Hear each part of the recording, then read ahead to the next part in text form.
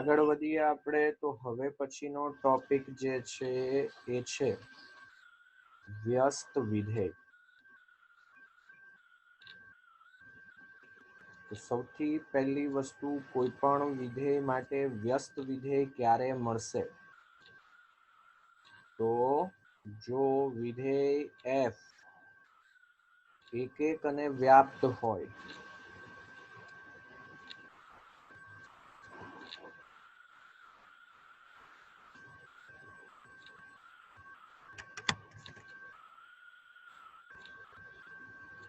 તો અને તો જ એનું વ્યસ્ત વિધેય મળે.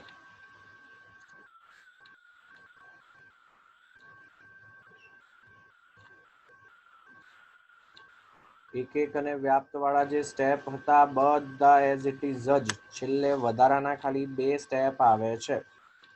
f નું વ્યસ્ત વિધેય છે એને સંકેતની અંદર આપણે f ઇન્વર્સ વડે દર્શાવીએ છીએ. જેમ કે સાઇન નું પ્રતિવિધેય છે એને આપણે દર્શાવીએ સાઇન ઇન્વર્સ વડે. બરાબર છે. વ્યસ્ત વિધેય એટલે કે પ્રતિવિધેય, એક જ વસ્તુ છે. બરાબર છે. અને પ્રતિવિધેય પણ કહેવાય છે. બરાબર છે. વ્યસ્ત વિધેય એ જ પ્રતિવિધેય. ક્યારેક વ્યસ્ત વિધેય શબ્દ વાપરે છે, ક્યારેક પ્રતિવિધેય શબ્દ વાપરે છે. તો સાઇન નું પ્રતિવિધેય સાઇન ઇન્વર્સ, કોસ નું પ્રતિવિધેય કોસ ઇન્વર્સ. બરાબર છે. આપણને સંકેત ખબર જ છે. ચાલો તો હવે બપોરે વ્યસ્ત વિધેય એટલે શું એ સમજીએ, પ્રતિવિધેય એટલે શું એ સમજીએ. Sine inverse of sine theta જે છે એમાં આપણે યોગ્ય અંતરાલની અંદર હોય, એકક અને વ્યાપ્ત હોય તો સાઇન ઇન્વર્સ અને સાઇન કેન્સલ કરી અને થીટા લખી શકીએ. સાઇન ઓફ સાઇન ઇન્વર્સ આપેલા હોય, x છે યોગ્ય અંતરાલ એટલે કે -1 થી 1 માં હોય તો સાઇન અને સાઇન ઇન્વર્સને કેન્સલ કરી અને x લખી શકાય. તો એ જ રીતે વ્યસ્ત વિધેય પ્રતિવિધેય માટે f ઇન્વર્સ ઓફ x શોધીએ કે પછી f inverse of f of x શોધીએ, એટલે કે વિધેય પર પ્રતિવિધેય લગાવીએ કે પ્રતિવિધેય પર વિધેય લગાવીએ, બંને સંજોગોની અંદર વિધેય અને પ્રતિવિધેય કેન્સલ થાય અને જવાબ મળે મને x. બરાબર છે. સ્ટેપમાં નવું કંઈ જ નથી. એકક સાબિત કરીએ છીએ, વ્યાપ્ત સાબિત કરીએ છીએ, એમાં y is equals to f of x લઈ અને x ને કરતા બનાવીએ છીએ y ના સ્વરૂપમાં. આ જે ગણતરી કરેલી હતી ત્યાં સુધીની ગણતરી બધી એઝ ઇટ ઇઝ, અને અહીંયાથી 2 સ્ટેપમાં આપણને વ્યાપ્ત વિધેય મળી જશે. બરાબર છે. ચાલો, સોરી વ્યાપ્ત નહીં પણ વ્યસ્ત વિધેય પ્રતિવિધેય મળી જશે. થોડા દાખલાઓ ગણીએ તો ખ્યાલ આવે. હા, વ્યસ્ત વિધેય મળે છે એવું જ્યારે આપણને ખબર પડે તો આપણે એને એવું પણ લખી શકીએ કે વ્યસ્ત સંપન્ન છે. વ્યસ્ત સંપન્નનો અર્થ શું થશે? એનો વ્યસ્ત મળે છે, એનું પ્રતિવિધેય મળે છે. બરાબર છે. થોડા દાખલાઓ ગણીએ જેથી વધુ સારી રીતે સમજી શકાય. બરાબર છે. અત્યારે આપણે સ્વાધ્યાય 1.3 જે છે એમાં જ આગળ વધી રહ્યા છીએ. એક્સરસાઇઝ 1.3 ની અંદર જ આગળ વધી રહ્યા છીએ. સૌથી પહેલા છે પ્રશ્ન 6. પ્રશ્ન 6 ની અંદર આપણને આપેલું છે કે f જે છે તે -1 થી 1 પર વ્યાખ્યાયિત વિધેય છે, જેના માટે સહપ્રદેશ જે છે એ છે R. f of x જે છે એ વ્યાખ્યાયિત છે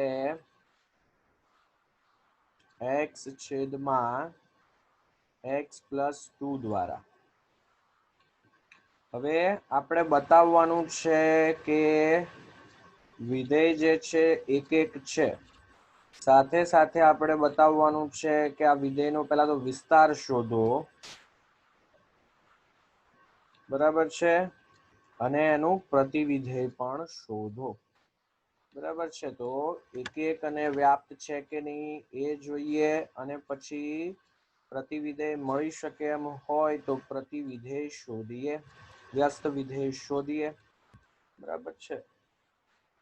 ઓકે, પ્રશ્ન 5 બાકી રહી ગયો છે.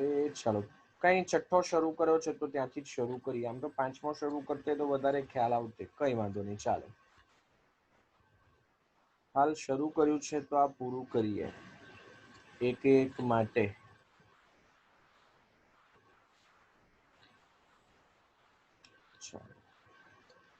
પહેલા છે ને આપણે આપણી સમજણ માટે કોષ્ટક બનાવી લઈએ. x લઈએ અને f of x પણ લઈએ. હવે ધ્યાન રાખીશું કે પ્રદેશ જે છે ને -1 થી 1 છે, એટલે 1 2 3 દર વખતની જેમ આપણે લખી દઈએ છીએ એ પ્રમાણે ચાલશે નહીં. -1 મૂકીએ તો જવાબ શું મળશે? -1/1 એટલે કે -1. બરાબર છે. પછી ધારો કે આપણે મૂકીએ છીએ -0.5. -0.5 એના છેદમાં આપણને મળશે 1.5 એટલે કે -5/15 એટલે કે -1/3 મળ્યા, એટલે -0.33 જેવું કંઈક મળે. બરાબર છે. પછી ફોર એક્ઝામ્પલ 0 મૂકીશું તો 0 મળે છે. પછી +0.5 મૂકીએ તો આપણને મળશે 0.5 છેદમાં 2.5 એટલે કે 5/25 એટલે કે 1/5 એટલે કે 0.2. અને છેલ્લે 1 મૂકીએ છીએ તો 1/3 એટલે જવાબ જે છે આપણને મળે છે 0.33 ની આજુબાજુ. તો આમ જોવા બેસીએ તો કિંમતો દરેકે દરેક જગ્યાએ જુદી જુદી આવી. બરાબર છે. એક એક છે પણ વ્યાપ્ત થશે નહીં. કોઈ પણ કિંમત માટે આપણને જવાબ જે છે એ 1 મળશે નહીં. બરાબર છે. કિંમત વધીને 0.33 સુધી જાય છે. 0.33 થી આગળ કોઈ કિંમત જતી નથી એટલે વ્યાપ્ત નથી. વ્યાપ્ત નથી એટલે બરાબર છે આપણે કહી શકીશું કે એક એક નથી. બરાબર છે.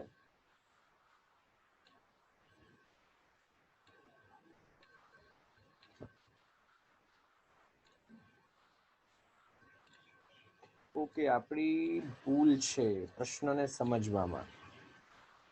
f નો વિસ્તાર શોધવાનો જ નથી. પ્રશ્ન ફરી પાછો જોઈએ તો f જે છે આ રીતે વ્યાખ્યાયિત છે એવું કીધું છે. -1 થી 1 થી લઈ અને f નો વિસ્તાર જ્યાં f of x છે એ આપેલા છે x/x+2. તો એવા સંજોગોમાં f નું પ્રતિવિધેય શોધો. બરાબર છે. તો આ બધાની કોઈ જરૂર જ નથી. કહી દીધેલું છે કે ભાઈ વિસ્તાર જ લેવાનો છે આપણે. શરૂઆતમાં ભલે જે કીધેલું હોય તે. બરાબર છે. સૌથી પહેલી વસ્તુ જે આપણે દર્શાવવાની છે એ છે વિધેય એક એક છે.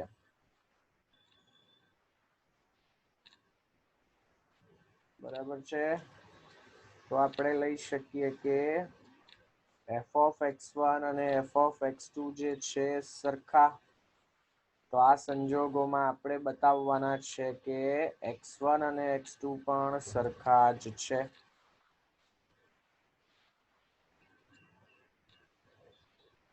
ચાલો તો ચોકડી ગુણાકાર કરી દો અથવા યોગ વિયોગ લઈ લો.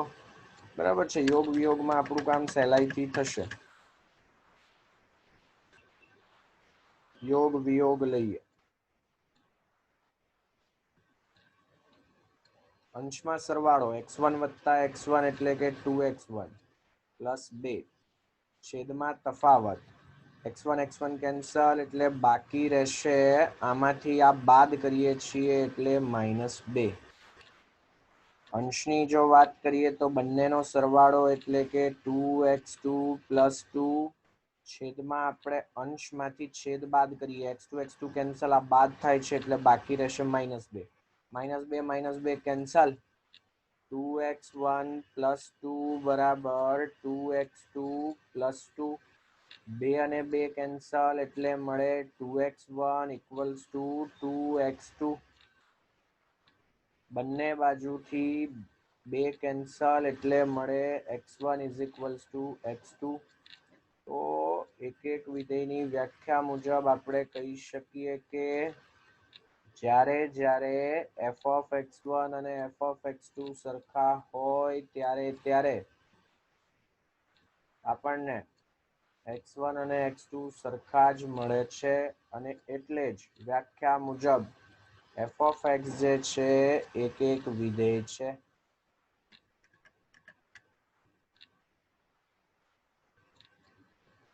હવે આપણને શું કીધેલું છે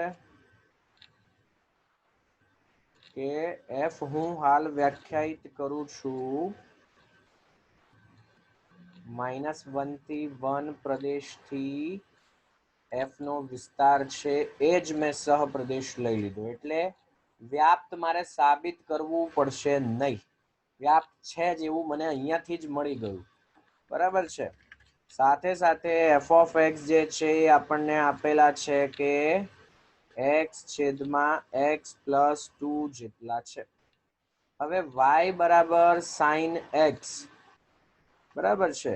f of x બરાબર y બરાબર sin x આનું પ્રતિવિધેય આપણે શું લખેલું sin ઇન્વર્સ x તો y બરાબર sin x છે તો આને આ બાજુ લખીએ તો શું લખાય x is equals to sin inverse y આ f ને આ બાજુ લઈ જઈએ તો x ઇઝ ઇક્વલ્સ ટુ શું લખાય f ઇન્વર્સ y તો f ઇન્વર્સ y એ બીજું કંઈ નહીં પણ sin ઇન્વર્સ y એટલે વ્યસ્ત વિધેય એટલે બીજું કંઈ નહીં પણ આપણે x ને કરતા બનાવીએ છીએ એ જ વસ્તુ.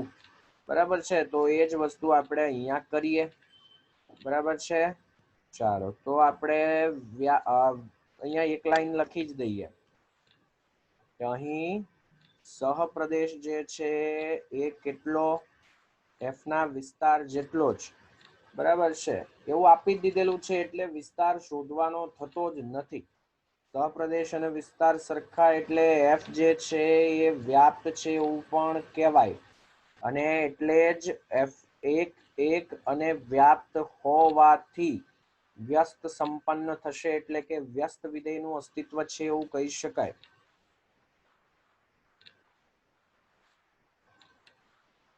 અને એટલે જ પ્રતિવિધેયનું અસ્તિત્વ છે અથવા વ્યસ્ત સંપન્ન છે જે લખવું હોય તે પ્રતિવિધેય માટે y બરાબર x છેદમાં x પ્લસ 2 x ને કરતા બનાવવા છે મારે x બરાબર આને આ બાજુ ગુણી દઈએ તો xy પ્લસ 2y x ને કરતા બનાવવા છે એટલે x વાળા પદ એક બાજુ x minus xy is equals to 2y આ બંનેમાંથી x લઈ લઈએ કોમન તો મળે 1 minus y is equals to 2y એટલે કે x ને કરતા બનાવીએ તો મને મળે 2y છેદમાં 1 માઇનસ y. હવે જો આ વસ્તુ મને આપેલી ન હોત અને આપણે એક એક ચેક કરી લીધું વ્યાપ્ત માટે આગળ વધીએ અને આટલે સુધી ગણતરી કરી તો હવે બરાબર છે અહીંયા તો r છે એવું મને કીધેલું છે સહપ્રદેશ છેદ જે છે 0 ક્યારે થાય 1 માટે તો y ઇઝ ઇક્વલ્સ ટુ 1 મૂકીએ તો x અવ્યાખ્યાયિત મળે એટલે કે y બરાબર 1 ક્યારેય મળી શકે નહીં. y બરાબર 1 મળી શકે નહીં એટલે કે f of x બરાબર 1 મળી શકે નહીં તો એ સંજોગોમાં સહપ્રદેશ અને વિસ્તાર સરખા થાય નહીં. બરાબર છે. પણ અહીંયા f નો વિસ્તાર જ આપી દીધેલો છે એટલે કોઈ પ્રશ્ન જ રહેતો નથી. આ જ આપણું પ્રતિવિધેય થયું. જરા સારા શબ્દોમાં લખી દઈએ સમીકરણ 1. ચાલો તો અહીંયાથી લખવા બેસીએ તો y બરાબર f of x છે એટલે x ને કરતા બનાવીએ તો મળે f ઇન્વર્સ y. બરાબર છે. f ને આ બાજુ લઈ લીધા એટલે શું થાય f ઇન્વર્સ. તો f ઇન્વર્સ ને જે બાજુ લખીએ તો એફ ઇનવર્સ ઓફ વાય જે છે એની કિંમત એક્સ જેટલી, એટલે જ એફ ઇનવર્સ વાય છે એ ઉપરના સમીકરણ પરથી લખીએ તો કેટલા 2y છેદમાં 1 માઇનસ એક્સ. ચલ બદલીને લખીએ, એક્સ ની જગ્યાએ વાય લખો કે વાય ની જગ્યાએ ઝેડ લખો કોઈ ફરક પડતો નથી. ચલ બદલીને લખીએ તો એફ ઇનવર્સ એક્સ જે છે એ મને મળે 2x છેદમાં 1 માઇનસ એક્સ. આ જ આપણા માટે માંગેલ જવાબ થયો. એકાદ બે દાખલા થોડા વધારે ગણીએ જેથી વધુ સારી રીતે સમજી શકાય. પ્રશ્ન 5 ગણીએ એની પહેલા આપણે ગણીએ છીએ પ્રશ્ન 7. એફ જે છે આપેલ છે આર થી આર પર વ્યાખ્યાયિત વિધેય કે જ્યાં એફ ઓફ એક્સ જે છે એ છે 4x + 3. સૌથી પહેલી વસ્તુ આપણે સાબિત કરવાની છે કે વિધેય વ્યસ્ત સંપન્ન છે. વ્યસ્ત વિધેયનું અસ્તિત્વ ક્યારે મળે? એક અને વ્યાપ્ત હોય તો. હવે આપણને ખબર જ છે આ સુરેખાનું સમીકરણ છે, રેખાનું સમીકરણ છે. સુરેખ સમીકરણ આપેલું હોય, રેખાનું સમીકરણ આપેલું હોય તો એક અને વ્યાપ્ત થાય અને થાય જ. બરાબર છે. ચાલો તો પહેલા આપણે એક અને વ્યાપ્ત માટે ગણતરી દર્શાવી દઈએ અને વ્યસ્ત સંપન્ન છે એવું લખીએ અને વ્યસ્ત વિધેય શોધીએ, પ્રતિ વિધેય શોધીએ. ચાલો સૌ પ્રથમ આપણે લઈએ છીએ કે F of x1 is equals to f of x2. તો લખવા બેસીએ તો 4x1 + 3 is equals to 4x2 + 3. 3 અને 3 કેન્સલ તો આપણને મળે છે 4x1 is equals to 4x2. x1 sorry 4 અને 4 કેન્સલ, બાકી રહે x1 is equals to x2 અને એટલે જ એફ ઓફ એક્સ જે છે 1 છે. હવે આમાં આપણને ખબર જ છે કે 1 પણ છે, વ્યાપ્ત પણ છે, એટલે આપણે કંઈ કોષ્ટક બનાવવા બેસતા નથી. વાત કરીએ વ્યાપ્ત માટે. વ્યાપ્ત માટે આપણે લખીએ તો y is equals to f of x, એટલે કે y બરાબર 4x + 3. x ને કરતા બનાવવા છે એટલે y - 3 is equals to 4x. x ને તમે કરતા બનાવો છો તો મળે y - 3/4. આ જ મારું પ્રતિ વિધેય થયું. બરાબર છે, પણ હજુ આપણે ગણતરી દર્શાવવાની બાકી છે. હવે આગળ વધીએ તો એફ ઓફ એક્સ ની કિંમત શોધીએ, જેમાં x ની જગ્યાએ હું મૂકું છું y - 3/4. તો વિધેય વ્યાખ્યાયિત છે 4x + 3 થી. x ની જગ્યાએ મૂકીએ છીએ y - 3/4 + 3 as it is. 4 cancel, મળે y - 3 + 3. 3 - 3 કેન્સલ એટલે કે y. તો આપણે કહી શકીએ કે x બિલોંગ્સ ટુ આર પ્રદેશને સંગત.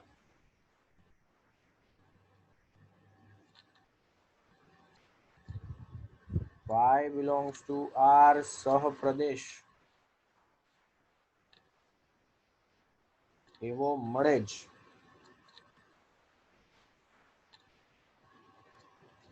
કે જેથી y is equals to f of x થાય. બીજા શબ્દોમાં કહીએ તો f of x જે છે આપેલ વિધેય જે છે વ્યાપ્ત છે. એક અને વ્યાપ્ત છે એટલે વ્યસ્ત સંપન્ન પણ છે.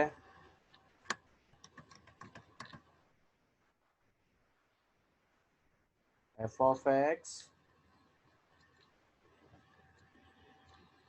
એક અને વ્યાપ્ત હોવાથી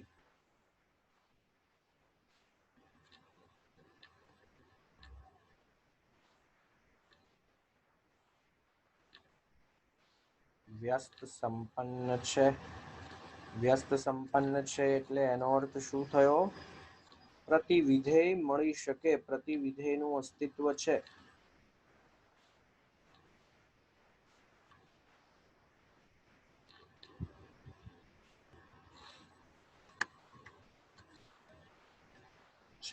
હવે પ્રતિવિધેય શોધવું છે મારે, તો ગણતરી કેવી રીતે?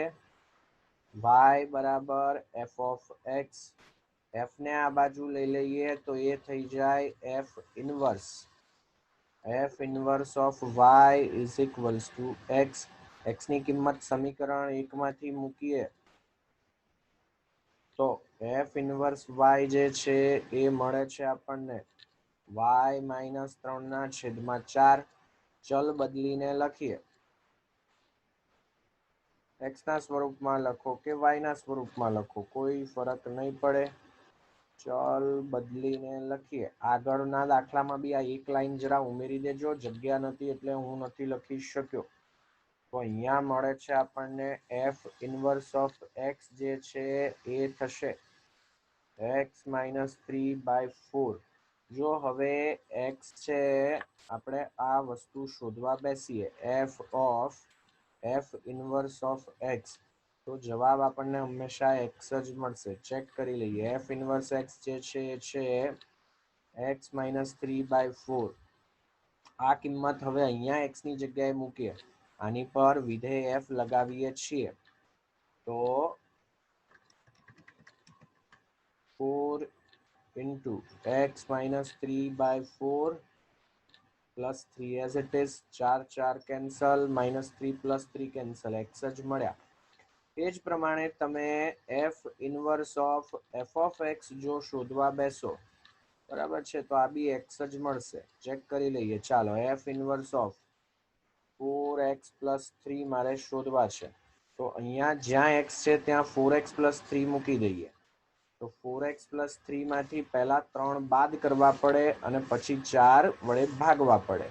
3 minus 3 કેન્સલ, 4x ના છેદમાં 4 એટલે x મળી જશે. એટલે એક એક વ્યાપ્ત હોય તો હંમેશા વ્યસ્ત વિધેય મળે. વ્યસ્ત વિધેય એટલે એવું વિધેય કે f ઓફ f ઇન્વર્સ શોધીએ તો પણ x મળે અને f ઇન્વર્સ ઓફ f શોધીએ તો પણ x મળે. જો ધ્યાનથી એક એક અને વ્યાપ્ત પછી ગણતરીમાં મારી પાસે નવું સ્ટેપ કોઈ જ નથી, બરાબર છે.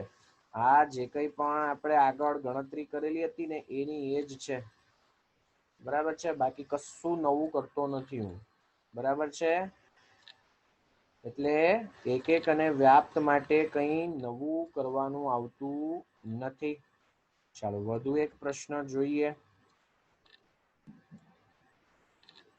પ્રશ્ન 8. f જે છે એ વ્યાખ્યાયિત કરીને આપેલા છે r પ્લસ થી 4 to infinite. ચાલો, પ્રદેશ r પ્લસ એટલે કે ધન વાસ્તવિક સંખ્યાઓ જ લેવાની છે. f ઓફ x આપેલા છે આપણને x² plus 4. તો અત્યારે આપણે -1 અને 1 માટે કિંમત સરખી એવું લખી શકીશું નહીં. સામાન્ય રીતે દ્વિઘાત સમીકરણ હોય એટલે આપણે સહેલાઈથી સાબિત કરી શકતા હતા કે એક એક નથી, વ્યાપ્ત નથી. પણ એવા સંજોગોમાં આપણને મોટે ભાગે પ્રદેશ અને સહપ્રદેશ r થી r આપેલા હોતા હતા. અત્યારે જોઈએ તો પ્રદેશ જે છે r પ્લસ છે. તો ધન સંખ્યા અહીંયા મૂકીશું તો દર વખતે મને જવાબ જુદો મળશે. કોઈ પણ બે ધન સંખ્યા માટે મને વર્ગ સરખા મળી શકે નહીં. ધન અને ઋણ માટે પરસ્પર વિરોધી સંખ્યા માટે જવાબ સરખા મળતા હતા. પણ અત્યારે પ્રદેશ r પ્લસ છે, વસ્તુનું ખાસ ધ્યાન રાખીશું.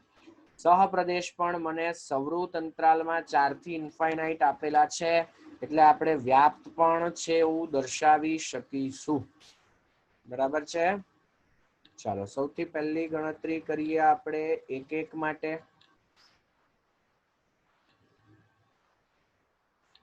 ચાલો, તો f of x1 is equals to f of x2. તો મળે આપણને જ્યાં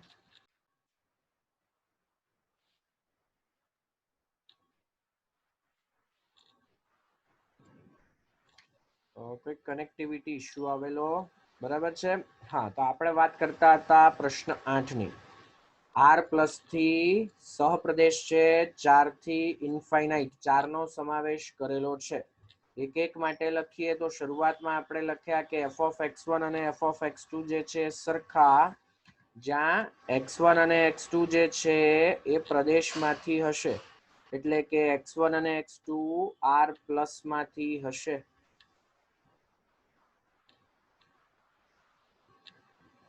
ચાલો તો અહીંયા f of x1 લખીએ તો x1 square plus 4, f of x2 લખીએ તો x2 square plus 4 plus 4 cancel તો મળે x1 square equals to x2 square. તો સામાન્ય રીતે આપણે આવું લખી શકીએ x1 બરાબર પ્લસ ઓર માઇનસ x2 અને એટલે જ પરસ્પર વિરોધી સંખ્યા અને સરખી સંખ્યા માટે જવાબ મને સરખો મળતો હતો પણ બંને ધન જ લેવાના છે એટલે બંને અહીંયા પ્લસ જ હોવા જોઈએ, પ્લસ ઓર માઇનસ મારાથી લઈ શકાશે નહીં બરાબર છે કારણ કે ધન સંખ્યાઓ જ લેવાની છે। આપણને શરૂઆતમાં જ પ્રદેશ r પ્લસ છે એવું આપેલું હતું બરાબર છે। ચાલો તો આપણે કહી શકીએ કે જો f of x1 અને f of x2 સરખા હોય તો હંમેશા x1 અને x2 જે છે એ પણ મને સરખા જ મળે અને એટલે જ આપણે કહી શકીએ કે ભાઈ વિધેય જે છે એક એક છે। આપેલ વિધેય એક એક છે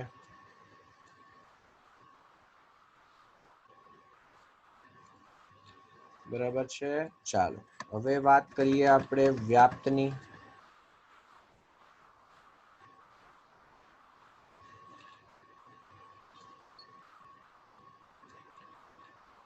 વ્યાપ્ત માટે આપણે લખીએ છીએ કે y, ચાલો એ જ લખી દઈએ બરાબર છે। હવે આપણને ખબર છે આમ તો કે x જે છે r પ્લસ માંથી x સ્ક્વેર જે છે એ થશે ધન, x સ્ક્વેર વત્તા 4 જે છે એ greater than or equals to 4 તો વિસ્તાર 4 થી ઇન્ફાઇનાઇટ એટલે કે સહપ્રદેશ જેટલો એટલે વ્યાપ્ત થાય પણ મારે આ ગણતરી વ્યસ્ત વિધેય માટે બતાવવાની જ છે। એક એક અને વ્યાપ્ત છે કે નહીં એટલું જ નક્કી કરવાનું હોત તો આપણે ખાલી આટલી જ ગણતરી કરી દેત અને આ મને ખબર છે કે આવું થાય છે એટલે જ હું વ્યાપ્ત માટે આ ગણતરી કરું છું, વ્યસ્ત સંપન્ન છે એવી મને ખબર છે એટલા માટે બરાબર છે। તો અહીંયાથી આપણે લખી શકીએ કે y જે છે એની કિંમત x વર્ગ વત્તા 4 જેટલી બરાબર છે જ્યાં x જે છે r પ્લસ માંથી અને y જે છે સહપ્રદેશ એટલે કે 4 ટુ ઇન્ફાઇનાઇટ માંથી। ચાલો જરૂર છે મને x વર્ગની તો x વર્ગને કરતા બનાવીએ પહેલા તો y માઇનસ 4 અહીંયાથી x ને કરતા બનાવીએ તો આમ તો પ્લસ ઓર માઇનસ આવે પણ મારે x કેવા લેવાના છે ધન જ એટલે હું પ્લસ ઓર માઇનસ લખતો નથી, ખાસ ધ્યાન આપજો બરાબર છે। ચાલો અહીંયા જ મને જે જવાબ મળ્યો એ જ મારું પ્રતિવિધેય છે બીજું કંઈ નથી। હવે ચેક કરી લઈએ ચાલો f of x શોધીએ એટલે કે f of under route y minus 4 શોધીએ। આપેલ સમીકરણમાં જ્યાં x છે ત્યાં અંડર રૂટ y માઇનસ 4 મૂકીએ તો અંડર રૂટ y માઇનસ 4 છે એનો વર્ગ વત્તા 4 વર્ગ અને વર્ગમૂળ કેન્સલ y માઇનસ 4 વત્તા 4 એટલે કે y। હવે એ વસ્તુનું ધ્યાન રાખીશું કે આ વસ્તુ બદલાય તો ગણતરી તમારી આ જે છે તમે લખો તો આનું આ જ મળે y તો મળ્યા જ પછી તમે લખી દો કે ભાઈ વ્યાપ્ત છે તો નહીં ચાલે।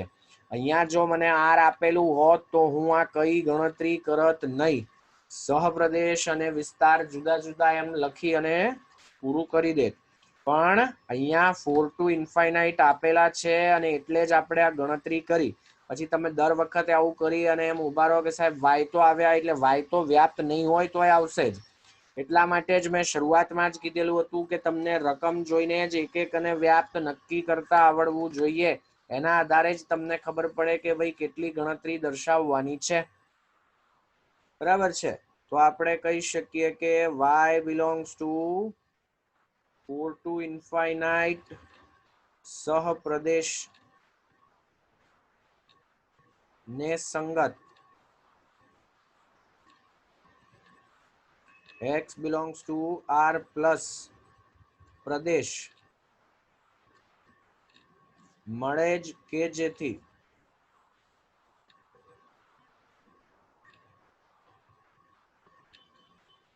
y બરાબર f of x થાય અથવા તો f of x is equals to y થાય અને એટલે જ વિધેય વ્યાપ્ત છે.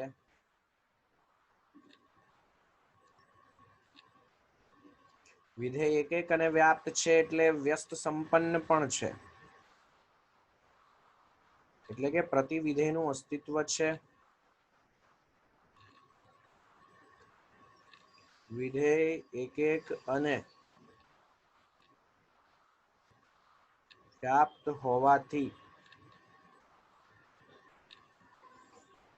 વ્યસ્ત સંપન્ન છે. સાદી ભાષામાં પ્રતિ વિધેયનું અસ્તિત્વ મળે જે અહીંયા છે ને એ જ થાય. ચાલો એ જ વસ્તુ લખવાની છે કે y જે છે બીજું કંઈ નહીં પણ f of x. f ને આ બાજુ લઈ લઈએ તો ભાઈ f ઇનવર્સ y જે છે એ મળે મને x જેટલા. તો x ની કિંમત સમીકરણ 1 માંથી મૂકી દઈએ તો f ઇનવર્સ ઓફ y જે છે એ થશે y માઇનસ 4 કારણ સમીકરણ 1 અને એટલે જ ચલ પરિવર્તન કરીને લખીએ, ચલ બદલીને લખીએ કારણ કે જવાબ જે છે આપણે હંમેશા અહીંયા x માં આપેલો હોય તો x માં જ લખતા હોઈએ છીએ અને એટલે જ f ઇનવર્સ ઓફ x લખવા બેસીએ તો એ મને મળે √x-4 દ્વારા. બરાબર છે. ચાલો આપણે જો કે અહીંયા આપણને આપેલું છે કે f ઇનવર્સ y જે છે √y-4 જેટલું મળે છે એવું દર્શાવો. હવે એવું જ દર્શાવવાનું કીધેલું છે તો આપણે અહીંયા x ના સ્વરૂપમાં લખીશું નહીં. બાકી ખાલી વ્યસ્ત વિધેય શોધો અથવા તો પ્રતિ વિધેય શોધો એવું કીધું હોત તો આપણે એ લાઈન લખવી પડી હોત. બરાબર છે. ચાલો તો 3 મિનિટ બાકી છે એટલામાં નવો દાખલો પતશે નહીં. ફરીથી રીજોઈન કરીશું સેમ લિંકથી. ચાલો પ્રશ્ન 5 તરફ આગળ વધીએ. પ્રશ્ન 5 ની અંદર આપણને પહેલા તો પૂછેલું છે કે પ્રતિવિધેય મળી શકે કે કેમ એ સમજાવો. બરાબર છે અને કારણ સહિત સમજાવવાના છે. ચાલો પહેલી વખત આપણને આપેલું છે વિધેય f જે છે એ 1 2 3 4 થી 10 પર વ્યાખ્યાયિત છે અને પાછું કઈ રીતે વ્યાખ્યાયિત છે તો વિધેય f જે છે એમાં મને ક્રમયુક્ત જોડ મળે છે 1 10 2 10 3 10 અને 4 10. ચાલો તો એક એક અને વ્યાપ્ત ક્યારે કહેવાય? પહેલા તો એક એક ક્યારે કહેવાય? એક માટે એક જ જવાબ મળે. એ શરતનું પાલન થાય છે અહીંયા?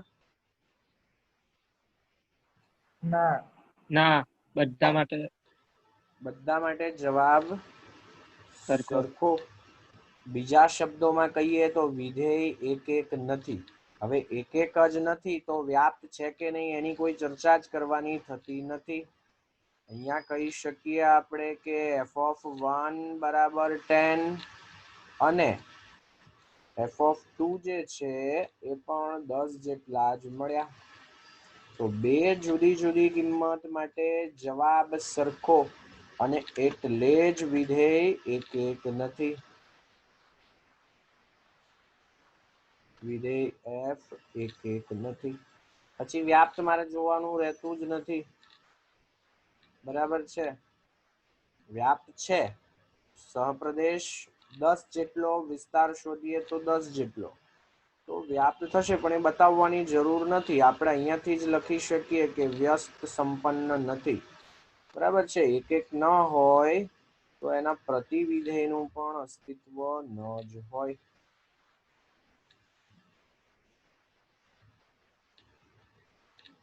ચાલો એનાથી આગળ વધીએ. બીજું વિધેય એની અંદર આપણને આપેલું છે એ છે વિધેય જી, જે વ્યાખ્યાયિત છે 5, 6, 7, 8 થી લઈ 1, 2, 3, 4 પર.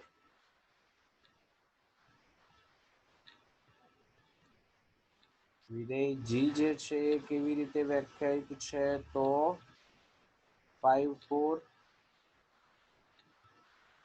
પછી 6, 3,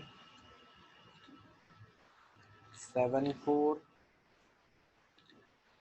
અને 8, 2. એક એક છે.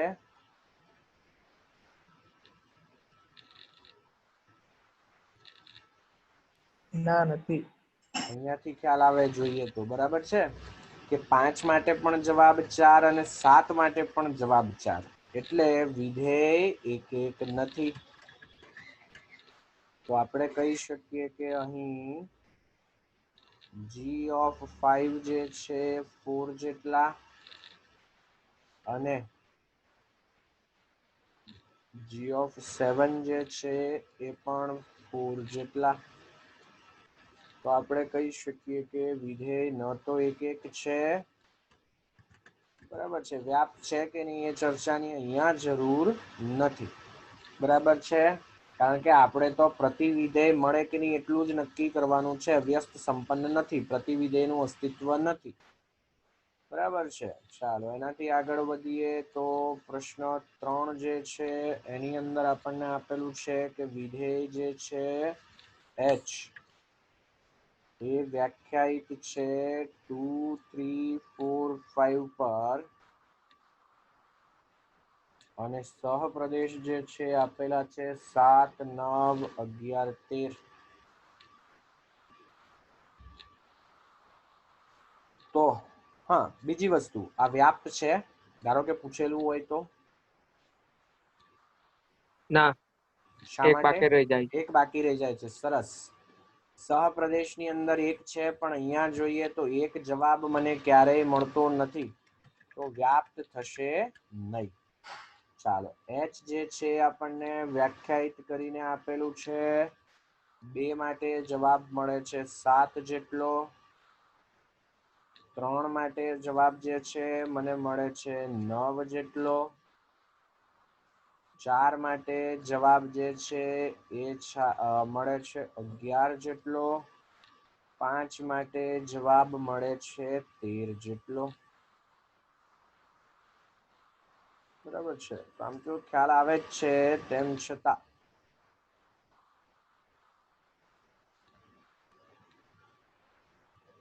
તો અહીંયા જોવા બેસીએ તો પ્રદેશ જે છે આપણને આપેલો છે 2, 3, 4 અને 5, જેને સરળતા ખાતર આપણે કહી દઈએ છીએ કે આ છે એ. પ્રદેશ જે છે મને આપેલો છે એ જેટલો. બરાબર છે. પછી સહપ્રદેશ જે છે એને આપણે લઈ લઈએ ફોર એક્ઝામ્પલ બી જેટલા, જેમાં સભ્યો આપેલા છે 7, 9, 11 અને 13.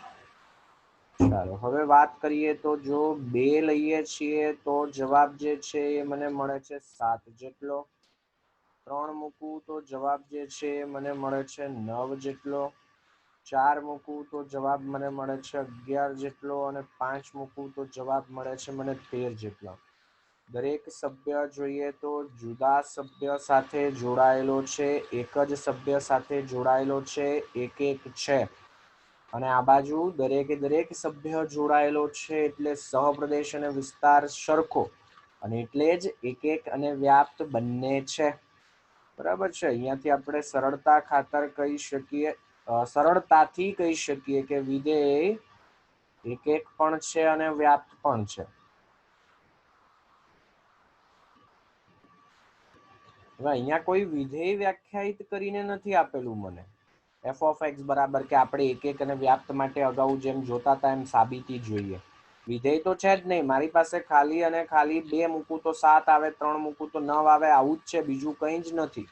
બરાબર છે. અને એટલે જ આપણે કહી શકીએ એક પણ છે અને વ્યાપ્ત પણ છે એટલે પ્રતિવિધેયનું અસ્તિત્વ છે અથવા તો વ્યસ્ત સંપન્ન છે.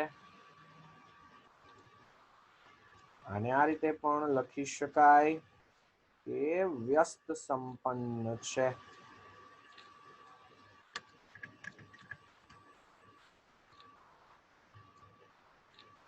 બરાબર છે. ચાલો હવે આપણે 5મો, 6ઠ્ઠો, 7મો, 8મો બધા જ ગણી લીધા. વાત કરીએ પ્રશ્ન 9 ની.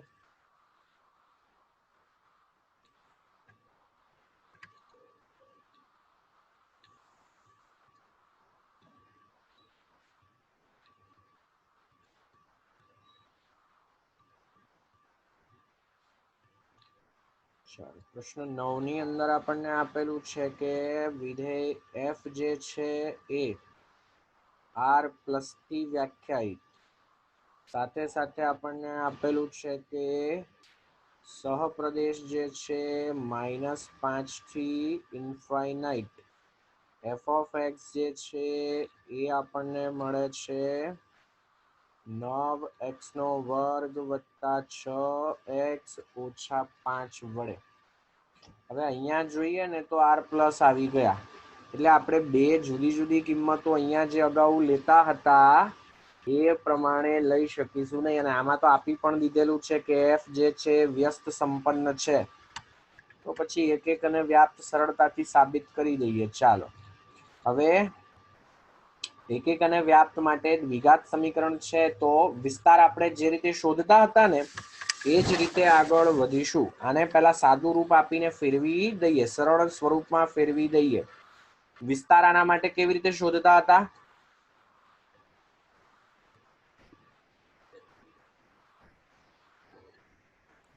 -5 લીએ તો x ની જગ્યાએ -5 મૂકવાનો. નહીં.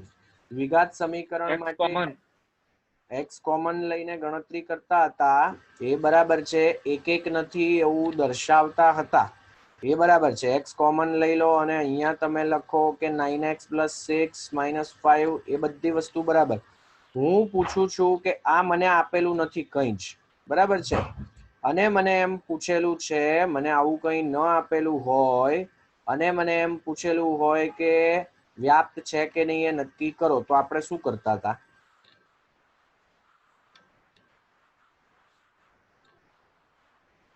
અથવા સાદી ભાષામાં, ચલો મારે આનો વિસ્તાર શોધવો છે. દ્વિઘાત સમીકરણ આપેલું હોય તો વિસ્તાર કેવી રીતે શોધતા હતા?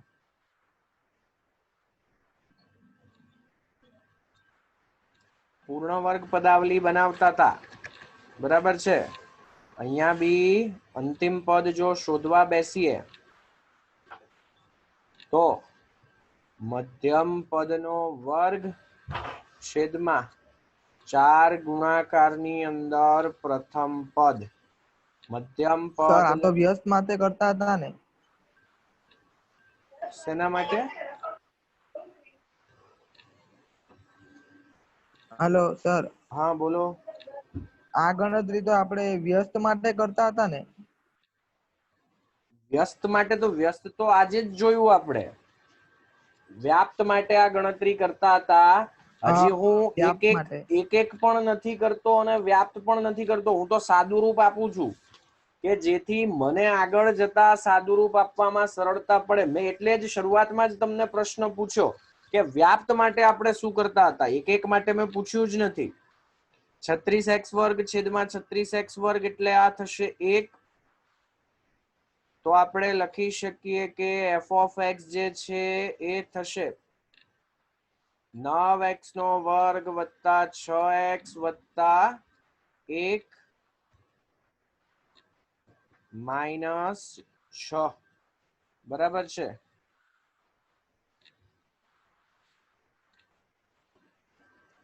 તો આપણે લખી શકીએ કે આ જે છે એ થશે 3x પ્લસ 1 આખાનો વર્ગ માઇનસ 6. તો અહીંયા જે છે ને એ રકમમાં માઇનસ 6 થી હોવા જોઈએ. બરાબર છે, નહીં કે માઇનસ 5 થી.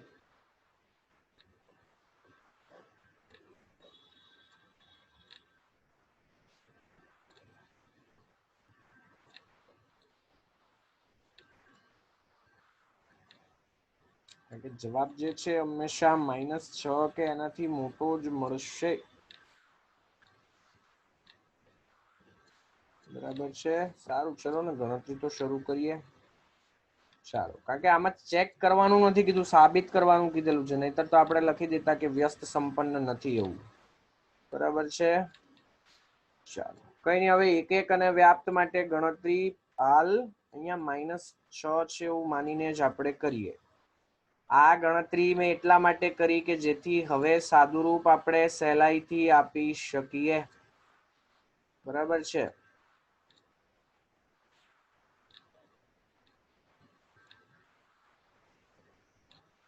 f of x1 અને f of x2 સરખા છે એવું લઈએ. ચાલો, તો મળે છે જ્યાં x1 અને x2 મારે કેવા લેવાના છે? r પ્લસ માંથી. તો આપણે લખી શકીએ કે 3x1 વત્તા 1 નો વર્ગ માઇનસ 6 બરાબર 3x2 પ્લસ 1 નો વર્ગ માઇનસ 6. માઇનસ 6 જે છે બંને બાજુથી કેન્સલ. બરાબર છે. તો આપણે અહીંયા લખી શકીએ કે 3x1 પ્લસ 1 નો વર્ગ is equals to 3x2 plus 1 નો વર્ગ. બંને બાજુથી વર્ગમૂળ કેન્સલ કરીએ તો હવે 3x1 3x2 ધન હશે, એમાં 1 ઉમેરીએ છીએ તો એ પણ ધન જ હશે. ધન જ કિંમતો છે એટલે આપણે પ્લસ ઓર માઇનસ લખી શકીશું નહીં. અહીંયા હોવું જોઈએ વર્ગમૂળ લીધા પછી બંને જગ્યાએ પ્લસ જ. બરાબર છે. અહીંયા જો માઇનસ લઈએ તો x2 ધન હોય તો આ આખું પદ ઋણ મળે, પણ x1 અને x2 બંને મારે ધન જ લેવાના છે એટલે આપણે ધન કિંમતો જ લીધી વર્ગમૂળની અંદર પણ. બાકી પ્લસ ઓર માઇનસ આવે. બરાબર છે. જો તમે આની અંદર કિંમતો મૂકેલી હોત ને 9x1 નો વર્ગ plus 6x1 minus 5 is equals to 9x2 square plus 6x2 minus 5 minus 5 cancel. હવે અહીંયાથી છે ને x1 બરાબર x2 સરળતાથી તમે સાબિત કરી શકો નહીં. બરાબર છે. અને એટલે જ આપણે એને આ સ્વરૂપમાં ફેરવી દીધું કે અહીંયા હવે 1 1 કેન્સલ કરી દો તો 3x1 ઇક્વલ્સ ટુ 3x2 મળે, અને 3 3 કેન્સલ કરી દો તો x1 ઇક્વલ્સ ટુ x2 મળે. બરાબર છે. અહીંયા સાદુરૂપ થોડુંક અઘરું પડી જાય. હા, તો આપણે કહી શકીએ કે જો f of x1 અને f of x2 સરખા હોય તો એવા સંજોગોની અંદર તમારામાંથી કોઈની ટેક્સ્ટબુકમાં અહીંયા -6 થી આપેલું છે ખરું?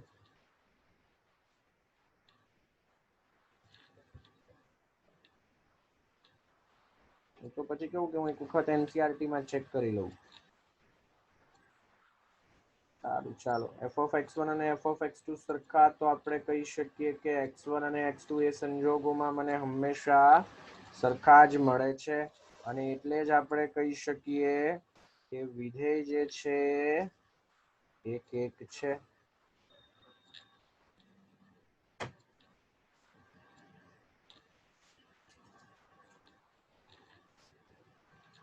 વ્યાપ્ત માટે ગણતરી કરવા બેસીએ. બરાબર છે.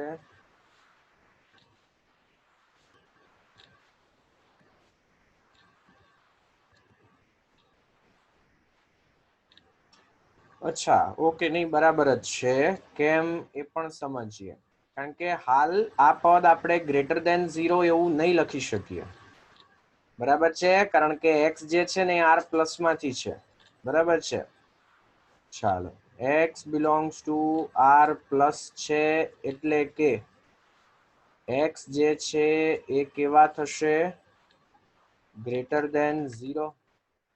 એટલે કે 3x જે છે એ પણ ગ્રેટર દેન 0. તો 3x પ્લસ 1 છે એ મને મળે 1 કરતા મોટા. તો એનો વર્ગ કરીએ તો એ પણ 1 કરતા મોટો. બંને બાજુથી આપણે 6 બાદ કરીએ તો 3x વત્તા 1 આખાનો વર્ગ માઇનસ 6. આ હંમેશા -5 કરતા મોટા મળે છે. પણ હાલ આ ગણતરી આપણે દર્શાવીશું નહીં. આપણે તો y બરાબર f(x) વાળી જે ગણતરી અગાઉ કરેલી, બરાબર છે, આ જ ગણતરીથી આગળ વધીશું. બરાબર છે. આ તો આપણે ચેક કરી લીધું કે વ્યાપ્ત છે જ. કન્ફ્યુઝન હતી આપણા મગજમાં કે અહીંયા -6 હોવું જોઈએ, પણ અહીંયા r આપેલ હોય તો અહીંયા -6 હોવું જોઈએ. બરાબર છે. વ્યાપ્ત માટે r આપેલું હોય તો એ સંજોગોમાં 1 1 નહીં થાય. બરાબર છે. એટલા માટે વ્યાપ્ત છે જ.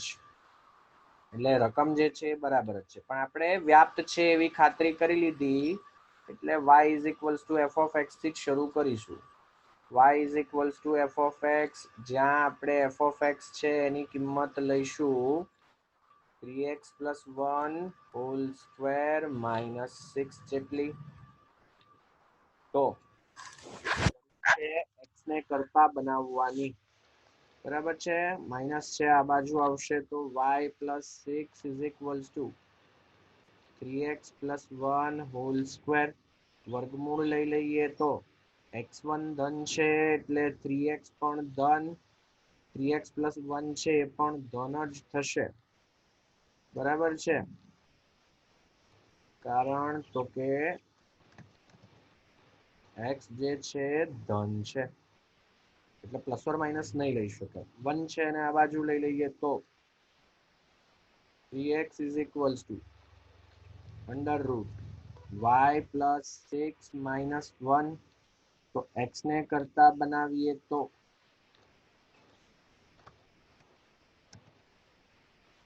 એ આપણને આપેલા છે √y + 6 - 1 આખાના છેદમાં 3. આને જ આપણે વ્યસ્ત કહીએ છીએ, પણ હજી વ્યાપ્ત છે એવું બતાવવાનું છે. અને આ રીતે જ મેં કેમ સાબિત કર્યું? આ ગણતરી મારે ઓલરેડી પ્રતિવિધેય માટે તો જોઈએ જ છે, એટલે પછી હમણાં જે રીત કરેલી હતી કે ભાઈ -5 કે એના કરતા મોટા, એ વસ્તુમાં આપણે પડતા નથી. બરાબર છે. f(x) શોધવા બેસીએ કે જ્યાં x ની કિંમત આપણે મૂકીએ છીએ √y + 6 - 1/3. તો સમીકરણમાં જ્યાં જ્યાં x છે ત્યાં ત્યાં આ કિંમત મૂકીએ. જો હવે આમાં તમે કિંમત મૂકીને સાદુરૂપ આપવા બેસો ને તોય y લાવવા અઘરા પડે. એટલે બેટર કે આપણે આ કરતા બનાવી દીધા એ જ સારું પડે. અહીંયાથી તમે y આપેલા હોય 3x² + 6x - 5, તો x ને કરતા સહેલાઈથી બનાવી શકો નહીં. એટલે જ્યારે આ પ્રકારનું દ્વિઘાત સમીકરણ આવે છે એ વખતે આપણે પૂર્ણ વર્ગ પદાવલી બનાવીને જ આગળ વધીશું. બરાબર છે. અહીંયા થોડાક સ્ટેપ વધ્યા, પણ પછી એક એક અને વ્યાપ્ત બંને માટે આપણા ઘણા બધા સ્ટેપ બચી ગયા. તો હવે આ આખે આખું પદ આપણે અહીંયા x ની જગ્યાએ મૂકી દઈએ 3 ગુણાકારમાં x ની જગ્યાએ under route y plus 6 minus 1 plus 3 plus 1 આખાનો વર્ગ માઇનસ 6 બરાબર છે. આને કોપી કરી લઈએ અને નવા પેજ પર કન્ટિન્યુ કરીએ.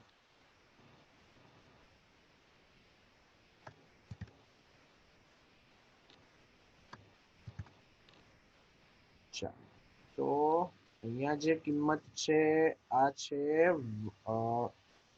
f of x ની.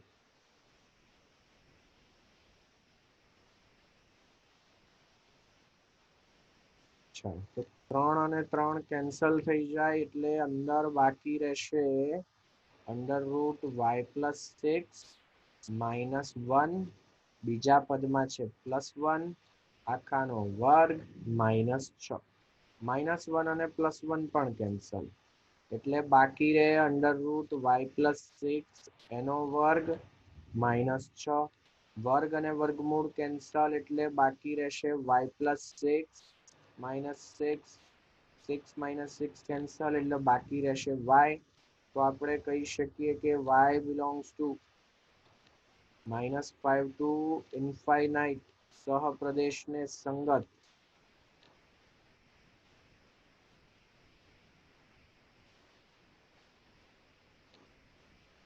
x belongs to r plus પ્રદેશ એવો મળે જ કે જેથી y બરાબર f of x થાય. અને એટલે જ આપણે લખી શકીએ કે ભાઈ આપેલ વિધેય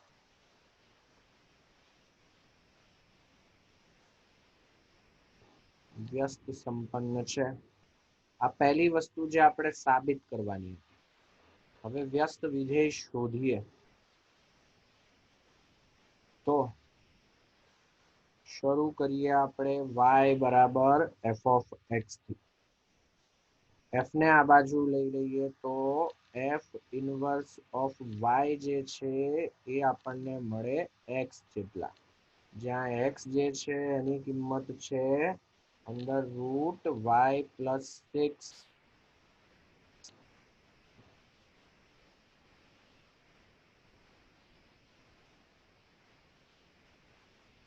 પછી -1 આખાના છેદમાં 3. આ જ આપણે સાબિત કરવાનું છે. આ દાખલો જે છે 2 વખત ગણવાનું છે. બરાબર છે. હવે આની સાથે સાથે કાલે MCQ જે છે MCQ જોઈએ ને એની પહેલા એકાદ બે દાખલા જે બાકી છે એ જોઈશું. થોડાક બહારના દાખલાઓ પણ ગણીશું. છાપકામ નથી કરવાનું, નહીતર સમજ નહીં પડી હોય તો પછી કામ કરવાની મજા નહીં આવે. ઉદાહરણ 25 એક હોમવર્કમાં આપું છું. કાલે વ્યસ્તવાળા થોડાક વધારે દાખલાઓ ગણીશું. બરાબર છે. પછી પરમ દિવસે આપણે 1.4 શરૂ કરીશું. મોસ્ટલી આ વીકની અંદર ચેપ્ટર પૂરું થઈ જશે. ચાલો. Hello sir, hello.